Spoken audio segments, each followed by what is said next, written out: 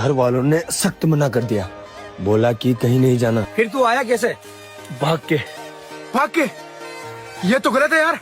पूरे साल घर वालों की सुनते हैं, साल में सिर्फ एक बार खुद की सुनना गलत है। मुझे अच्छा लगता है इन पहाड़ों में आना। जो मैं पूरे साल काम करता हूँ, मेरे सिर में जो डिप्रेशन होता है, तकलीफ होती है, टेंशन होती है, तनाव होता है, वो सब यहाँ आके इरेज हो जाता है। सारी टेंशन भूल जाता हूँ। ऐसा लगता है कोई रिश्ता इन पहाड़ों से। चैन की सांस लेता हूँ मैं यहाँ आके। अगर दुनिया वालों के लिए, घर वालों के लिए यहाँ आना गलत है, तो ये गलती मैं हर बार करूँगा खुद के लिए।